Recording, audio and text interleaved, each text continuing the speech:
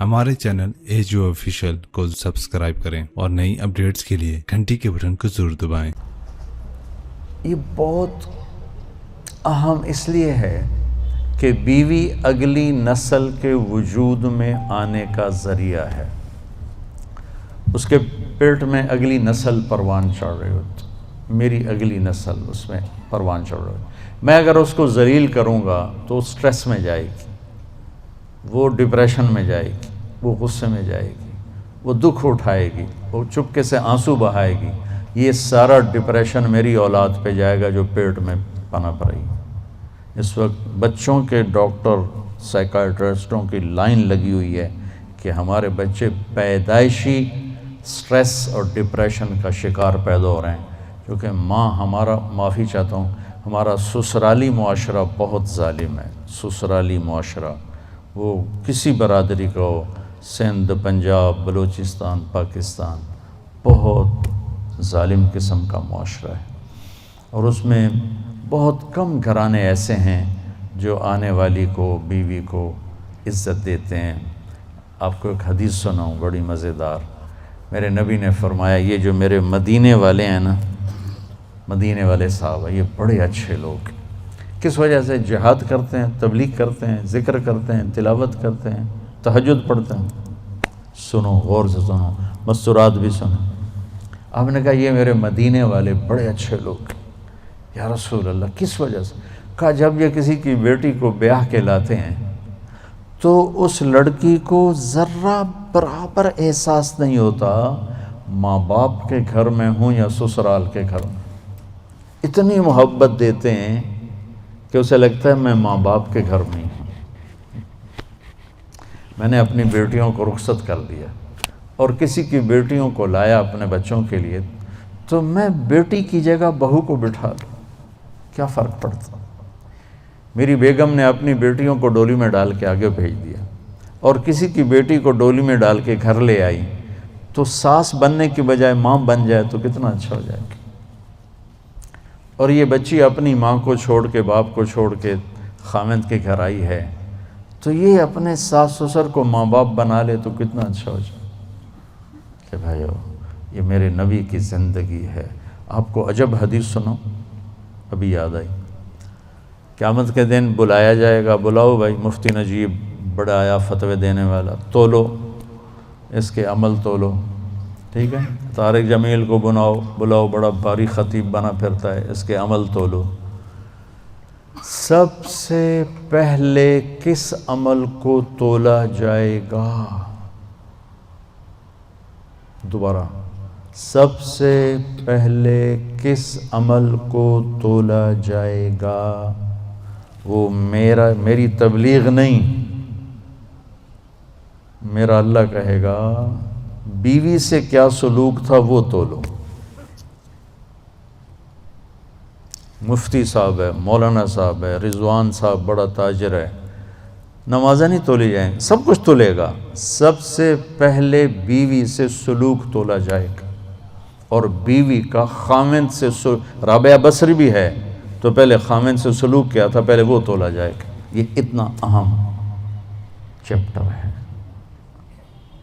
تو طیب میٹھا بول، کھانا کھلانا، معاف کرنا، صبر کرنا، یہ ہمارے گھر کی زندگی کو اتنا بڑا لان ہو یا چارپائی ڈالنے کی جگہ ہو، زندگی خوبصورت ہوتی ان رویوں سے جو میں بتا رہا ہوں. زبان میں ناگن چھپی ہوئی ہو تو زندگی تھوڑا ہی ہے. زندگی ہے یا کوئی طوفان ہے، ہم تو اس جینے کے ہاتھوں مر چلے. اللہ مومن خان کی قبر روشن کرے. کیا شعر کہہ گیا، آتی جاتی سانس کا عالم نہ پوچھ، جیسے دوری دھار کا خنجر چلے. یہ دوری دھار ہے زبان میں، تو کاٹ کے رکھ دیتی، اور یہ شہد سے بھری ہوئی ہے جو بڑے سے بڑے زخم کو مٹا کے رکھ دیتی. تو محبت دینا، پیار دینا، عزت دینا، یہ اس رشتے کا تقاضا ہے تاکہ اگلی نسل فریش پیدا ہو. اب مفتی صاحب بیٹھے ہیں، اب پوچھو کہ ماں جس نے بچے کو جنا ہے اس کے ذمے دودھ پلانا بھی نہیں. اگر وہ کہے میں نے نہیں پلانا تو خاوند کے ذمہ ہے کہ کوئی عورت لا کر دودھ پلائے۔ اتنا شریعت اس کو فارغ کیوں کرتی ہے کہ پوری طرح اپنے بچے کو توجہ دے۔ لیکن آج کی مائیں بھی ظالم ہیں، بھلا 3 سال کے بچے کو اسکول سے ڈالنا، اس سے بڑا ظلم بھی کوئی ہے؟ وچے دی پوٹی نہیں کر رہی، وچے پیشاب نے انہوں اسکول بھیجی جانتے، وہ روتا ہوا جاتا ہے، روتا ہوا آتا ہے، ماں باپ سے فاصلہ پیدا ہو جاتا ہے۔ یہ 7 سال تک میرا نبی کہتا ہے بچے کو نماز بھی نہ کہو، 10 سال کے بعد تھوڑا پابندی کرواؤ۔ ماں باپ 7 سال 10 سال تک بچے کو ٹائم دیں، ٹائم کوئی نہیں، ٹائم دیں۔ اور اے خبیث موبائل جڑا بوجھے چلے ہی پھر دو، اس کو گھر میں آ کے آف کر دیں، بند کر دیں۔ میں نہیں کہتا ہوں سارا دن بند کرو، لیکن 1 گھنٹہ، آدھا گھنٹہ، پونا گھنٹہ، 2 گھنٹے جب تم بچوں بیوی بیٹھو تو اس خبیث کو بند کر دو۔ یہ بہت بڑی ذلت ہے کہ میری بیگم مجھ سے بات کرنے لگتی ہے، ٹرن میں فون اٹھا کے میں ذرا یہ سن لوں۔ آپ کو پتہ نہیں ہے نفسیاتی طور پر کتنا اس سے اثر پڑتا ہے۔ میں بات کرتا ہوں، میری بیوی یہ فون اٹھا کے سننے لگ جاتی، بچہ بات کرنے آتا ہے وہ فون میں لگی ہوئی ہے۔ یہ بچے کی عزت نفس کو تباہ کر دیا ہے۔ یہ ضرورت کی چیز تھی۔ ہمارے ہاں پنجابی میں مثال ہے، میراسی، پتہ نہیں آپ جانتے کہ نہیں جانتے، مراسیوں کا پہلا بیٹا ہوا، انہوں نے چم کے مار چھڑے۔ یہ پاکستان والے انہوں موبائل ملیا، ٹائلٹ اچ بھی بہ کے سن دیں، ہٹھو تو آوازاں آ رہی ہوں۔ وہ کم بخت وہ کم کر جڑا تو کرن گیا ہے، اتھے بہ کے بھی سودے کردا۔ یہ بھی کوئی زندگی ہے؟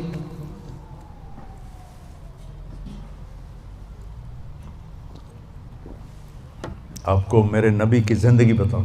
میرے نبی جب گھر میں آتے تھے، نبوت کا غم درد سب باہر چھوڑ کے آتے تھے، مسکراتے تھے، ہنستے تھے، بچوں کے ساتھ کھیلتے تھے، ان کے لیے گھوڑا بن جاتے، حسن حسین کو کمر پہ بٹھا کے کمرے میں چکر لگاتے، پھر ان سے کہتے تمہارا اونٹ کیسا ہے؟ پھر دونوں بھائیوں کو اتار کے حضرت زینب کو اپنی کمر پہ بٹھا کے کمرے میں چکر لگاتے، پھر ان کے ساتھ کشتی کرتے، پھر ان کی کشتی کرواتے۔ کیا کچھ نہیں کیا؟ آپ ان سے زیادہ مصروف تو نہیں ہیں۔ ایک جہاز سے اترے، دوسرے پہ چڑھ گئے، اس سے اترے، تیسرے پہ چڑھ گئے۔ یہ کوئی زندگی ہے بھائی؟ مختصر سے زندگی کے لیے اپنے آپ کو اتنا امبیلنس کر دینا کہ گاڑی کا بیلنس آؤٹ ہو تو فوراً ٹھیک کراتے ہو، اپنے بیلنس دا پتہ نہیں کتھوں دا کتھے آؤٹ ہویا پہ، اس کو بھی تو بیلنس کرو۔ بچے کو عزت دو، وہ آئے تو اس کے متوجہ ہو جاؤ، جی بیٹا۔ اور بچوں کو میرے نبی نے کہا اکرموا اولادکم، اپنی اولاد کو عزت دو۔ میرے نبی کو ملنے جب بیٹی فاطمہ آتی، مہینے بعد نہیں آتی تھیں، ہر دوسرے دن، نال تا گھر ایسے، تو میرے نبی چیئر پر بیٹھے ہیں، زمین پر بیٹھے ہیں، چارپائی پر لیٹے ہیں، جو ہی فاطمہ پہ نظر پڑتی کھڑے ہو جاتے،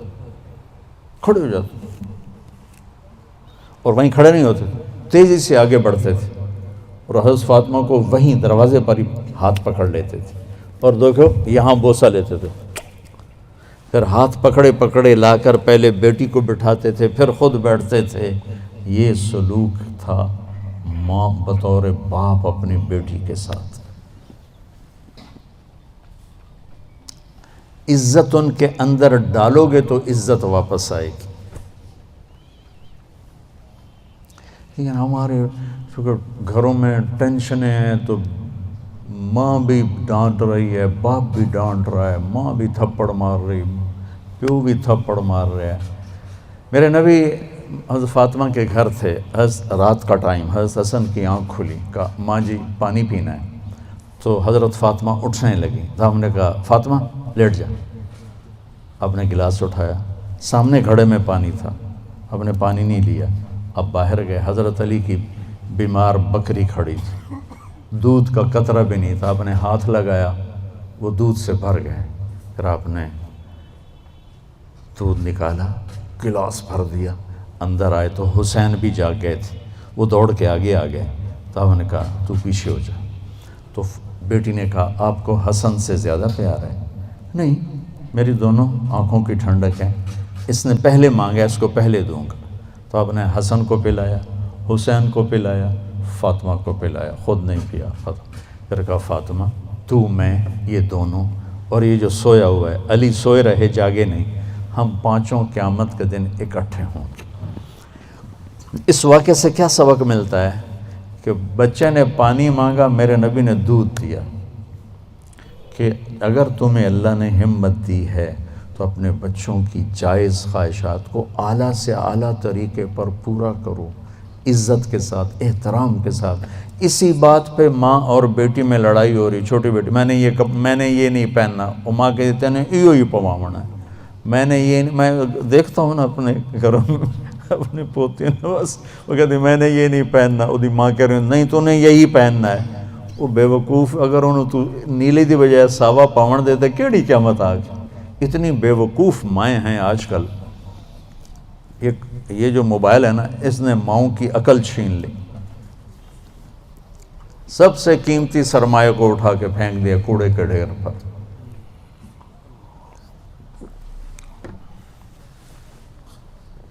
یہ واقعہ ہمیں سبق دیتا ہے کہ اولاد کو اتنا پروٹوکول دو گے تو پھر وہ واپس آئے گا، پھر وہ آپ کو عزت دیں گے.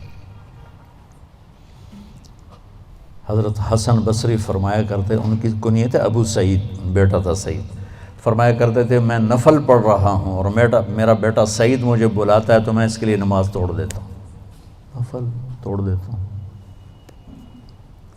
تو اہم اولاد کو رگڑے دیتے رہتے ہیں. پھر جب وہ تھوڑے سے بڑے ہوتے ہیں پھر وہ ہمیں رگڑے دیتے ہیں. پھر وہ ہمارا جی میرا بیٹا بڑا نافرمان ہے، کوئی تعویذ دو. ہن تعویذ میں کی کہا کتھوں دیواں تعویذ؟ تم نے پہلے ان کے اندر زہر بھرا ہوا ہے، وہ کہاں سے نکلے گا؟ تو بھائی بہنوں، اسلام ایک زندگی ہے، بڑی خوبصورت زندگی، جس کا تھوڑا سا میں نے آپ کو ایک نقشہ پیش کیا ہے. تبلیغ اس کو سیکھنے کی محنت ہے.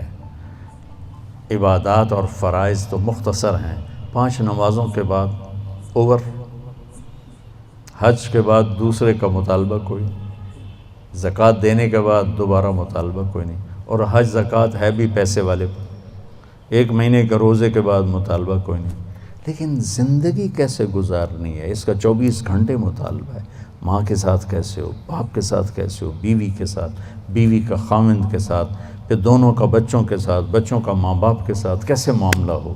یہ 24 گھنٹے کی زندگی. بھائیو، اپنے نبی کی سیرت پڑھا کرو، اپنے نبی کی زندگی پڑھا کرو، اپنا قرآن پڑھا کرو. آپ کو پتہ چلے کہ زندگی کس چیز کا نام ہے. اور جب اللہ آپ کو توفیق دے، تبلیغ میں 3 دن بھی لگانا شروع کریں گے تو آپ کو بہت فائدہ ہوگا. کو بھی محمد کا دیوانہ بنا جانا. عشق نبی میرے دل میں بھی سما